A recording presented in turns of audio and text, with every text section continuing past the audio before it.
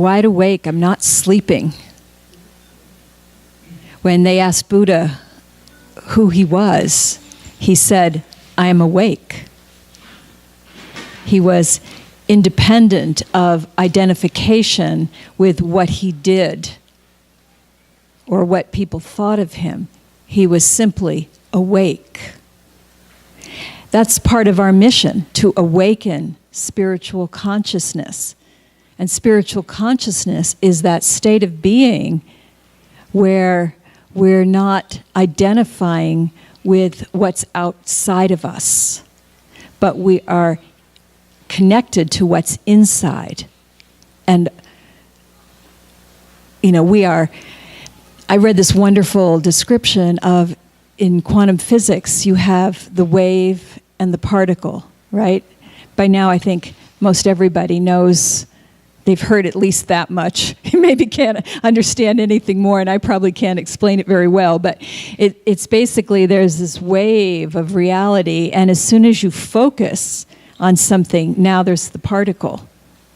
So when they did that famous experiment with the double slit, they were trying to see which slit will the electrons go through, and they were trying to measure it.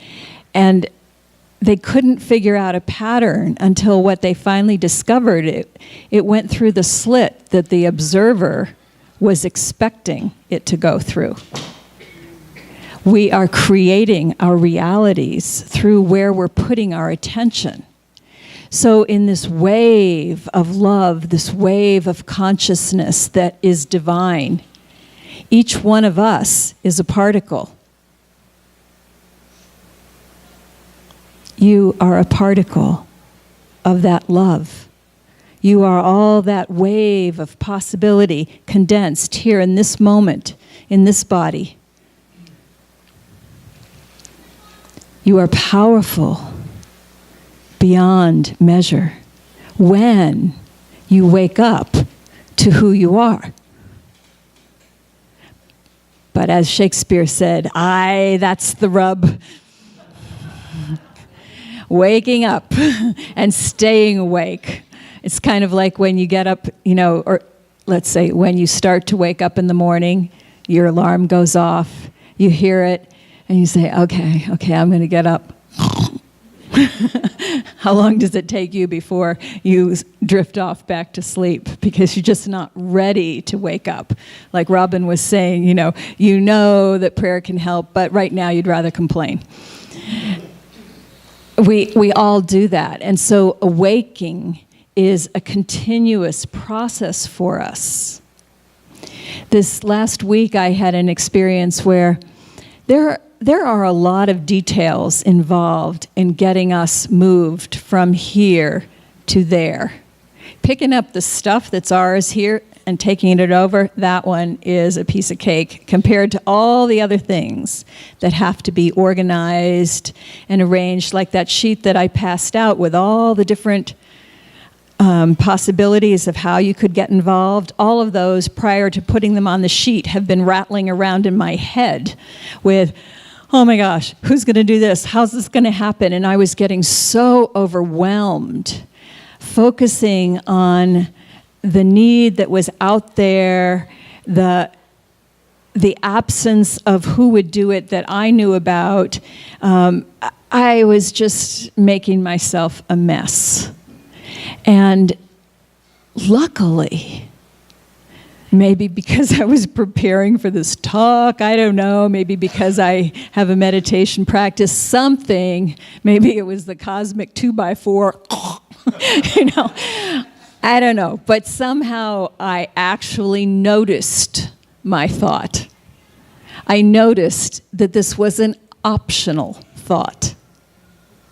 I could let this thought go. There were other possibilities on this great wave of consciousness that flows through the universe. Like it could actually all work out. And so, coming up with that sheet and knowing that if I let you know specifically what was needed, that this is such a generous community. I know people are going to put down what they can do. I know that. And so once I had that idea, it was like, okay. And then I had a new member orientation. It was just kind of like, almost like a pop-up orientation, because it was like, okay, these people that wanted to be members could come this time, this oddball time. And so there were 3 of them there.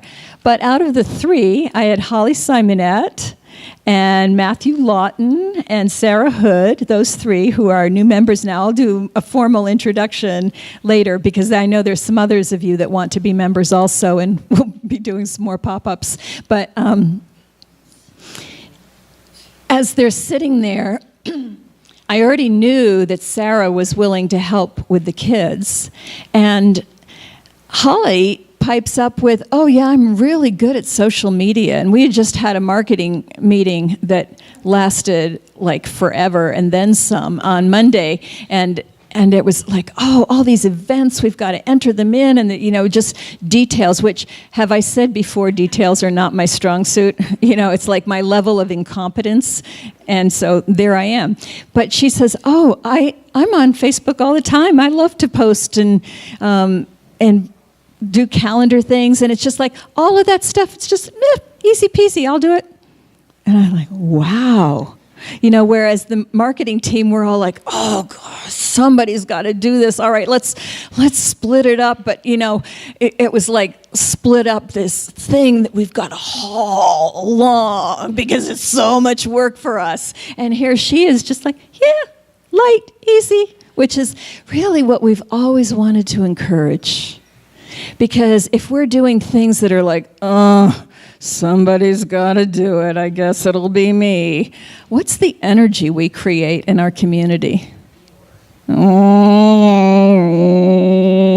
Does that sound like vibrant? No. But those of us with martyr complexes still fall into it sometimes. What we really want is for everybody to, get the idea, well, we're a community, and so of course we're going to contribute, because otherwise we wouldn't be part of. And then look at that and say, what is it that you love to do? Like, I know there are actually people who like clerical things. And people have even said before, oh, I could help with clerical, but I'm so incompetent in that area that I can't even figure out what to tell you to do. It's just like, I can't even get near that list. So anyway, clearly I need some help. But there was help right there. And then I put down on that list, and somewhere over the rainbow, like, this is kind of wild blue yonder stuff for me, but I'd love to be able to have live stream in our community, because there are people like Holly, for example, who only gets to be here in the summertime. And then she's different places and often nowhere near a Unity church, and she's part of us. And so she could participate if we were live streaming. And I know up in Unity in Linwood, they're already doing that. And I talked to the woman, and she says, yeah, but it's not mine to do, clearly. So here's Matthew, and he says, oh yeah, that sounds easy. I could do that. And all this stuff with Simple Church and CRM thing that, gets to be quite a headache. Oh yeah, I'm really good at that. And I'm sitting there thinking, wow, I just sat there in this, we really need that space. And as soon as I let go of my, oh, it's awful, it could never work, it's going to be a mess, blah, blah, blah, blah, blah. As soon as I let go of that, boom, here came some people offering exactly what I needed. So where do you, that was just my drama of the day, but where do you get caught up in that? What goes on in your life that just seems like, oh, this is a terrible crisis? Where's the money going to come from? How am I going to find another job? I'll never meet the person I love. I don't know what I'm supposed to do in this world. Whatever it might be. These are all places that we get into. We've all been, at one time or another, in at least one of them. We get caught in the details of what's around us. And we forget that there are other possibilities. In the Matrix, Neo was offered the possibility of a red pill or a blue pill. The blue pill was like hitting snooze. He could just go back to sleep and stay focused on the apparent world that was there. Or he could take the red pill and life would never be the same, because he would become aware of the power that was his. That's what prayer helps us do, become aware of that power that is ours at times when we tend to forget. But the key is we have to actually take the pill. We can't just sit there and think, wow, that'd be nice. No, we have to pick it up, put it in the mouth, swallow.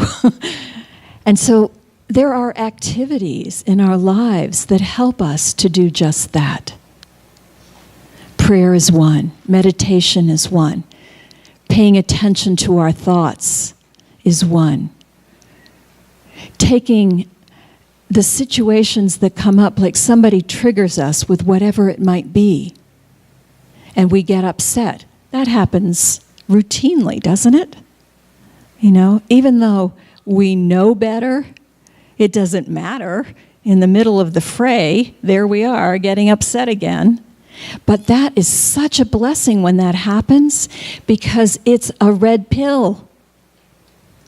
And if instead of just getting all mad at whoever it is who's doing whatever they shouldn't be doing, we start to look at, why is that bothering me?